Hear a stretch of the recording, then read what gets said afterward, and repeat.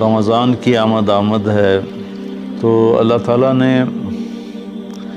جیسے دنیاوی سیزن بنائے ہیں، جیسے عید کا موقع تاجروں کے لیے سیزن ہے، بڑی عید کا موقع تاجروں کے لیے سیزن ہے، ایسے مختلف قسم کے تہوار دنیاوی دینی جو آتے ہیں تو وہ تاجروں کے لیے سیزن بن جاتا ہے اور ان کی سیل بڑھ جاتی ہے، منافع بہت زیادہ ہوتا ہے۔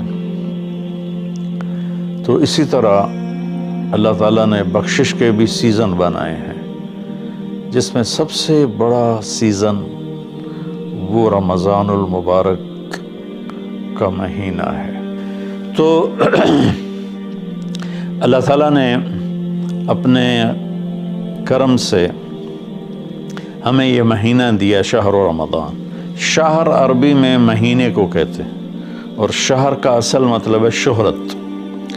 تو مہینے کو شہر مشہور اس لیے کہتے ہیں کہ ہر مہینہ اپنے آپ ہی اپنی شہرت بناتا ہے، بھئی ابھی رمضان آ رہا ہے، بھئی اب شوال آ گیا ہے، یا جنوری آ گیا ہے، فروری آ گیا ہے، اور اس کے ساتھ ہمارے بے شمار دنیاوی کام لگے ہوتے ہیں۔ بھئی جنوری میں یہ میٹنگ ہے، فروری میں یہ میٹنگ ہے، مارچ میں وہاں جانا ہے، اب اپریل میں ادھر آنا ہے۔ تو ہماری بہت ساری باؤنڈنگ ہوتی ہے مہینوں کے ٹائمنگ کے ساتھ، اس لیے یہ مشہور ہوتے ہیں۔ تو اس شہرت کی وجہ سے مہینے کو عربی میں شہر کہتے ہیں، مشہور شے۔ تو اللہ تعالیٰ کہتے ہیں شہر رمضان۔ پھر اس میں ایک عجب بات بتائی، اس میں روزے کی فضیلت اس مہینے کی نہیں بتائی، اس میں قرآن کی فضیلت بتائی ہے۔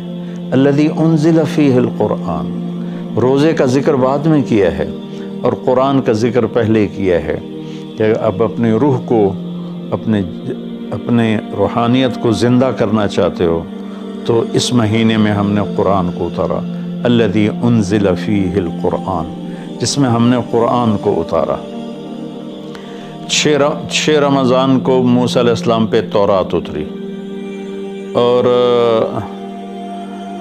13 رمضان کو عیسیٰ علیہ السلام پر انجیل اتری، اور لیلۃ القدر میں ہمارے نبی پر قرآن اترا، اور 9 رمضان یا 10 کو داؤد علیہ السلام پہ زبور اتری۔ سارا آسمانی علم اللہ نے اس مہینے میں اتارا کہ مشقت کے ساتھ علم جڑا ہوا ہے، اور فاقے میں روح میں ایک روحانیت پیدا ہوتی ہے، تو اس سے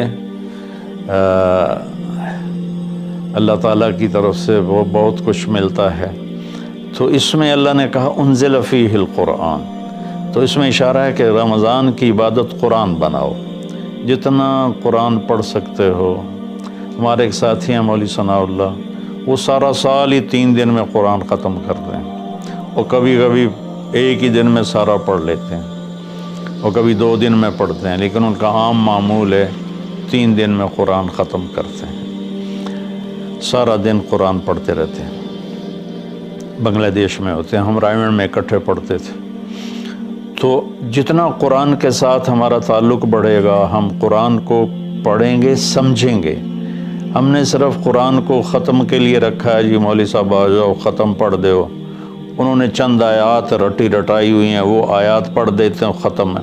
کوئی کہیں اور سے پڑھیں تو کہ تسی تو جی ختم ہی نہیں پڑھیا، او بھائی قرآن پڑھ کے سنا دیتا ہے، اور کی کرا؟ نہیں تسی ختم نہیں پڑھیا، چونکہ وہ آیات نہیں پڑھی جو ہمارے ان ان پڑھ مولویوں نے، مولوی تو ہوتے نہیں، وہ بس حافظ ہوتے ہیں اور وہ دیہاتوں میں امام بن جاتے ہیں۔ تو انہوں نے وہ جو ایک رسم بنا دی ہے، تو قرآن رہ گیا ختم دلانے کے لیے، قرآن رہ گیا فال نکالنے کے لیے، اور قرآن رہ گیا ہے مردوں پر پڑھنے کے لیے۔ بچے جو لوگ مالدار ہیں، وہ اور تھوڑے دین کا بھی شوق ہے، وہ مدرسے کے بچوں کو ہائر کرتے ہیں اور باپ کی قبر پہ بٹھا دیتے ہیں، وہ قرآن پڑھتے رہتے ہیں، پتہ نہیں وہ پڑھتے بھی ہیں کہ نہیں پڑھتے۔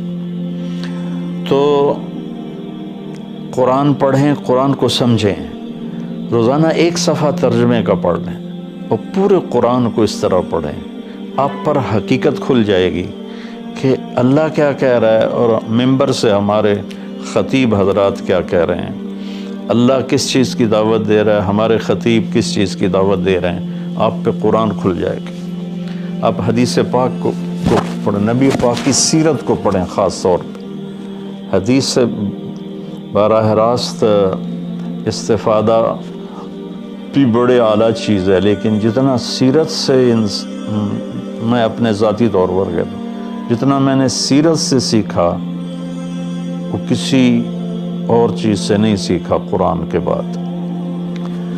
تو نبی پاک کی سیرت کو پڑھیں، قرآن کو پڑھیں، اپنے دنیاوی کام مختصر کر دیں، اپنے ملازموں کی ڈیوٹیاں بھی مختصر کر دیں، آپ کو اس کا اجر ملے گا، ان کے روزے رکھنے کا اجر ملے گا، اور ان کی تنخواہ بڑھا دیں، ان کی ڈبل تنخواہ کر دیں اس مہینے میں، تاکہ وہ کھلے ہو کر روزے رکھ سکیں، بچوں کو روزے رکھوا سکیں۔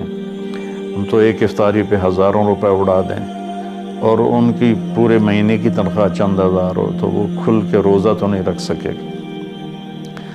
تو انزل فیہ القرآن، پھر آگے اللہ نے کہا ھدی للناس، سبحان اللہ، یہ پوری دنیا کے انسانوں کے لیے ہدایت ہے۔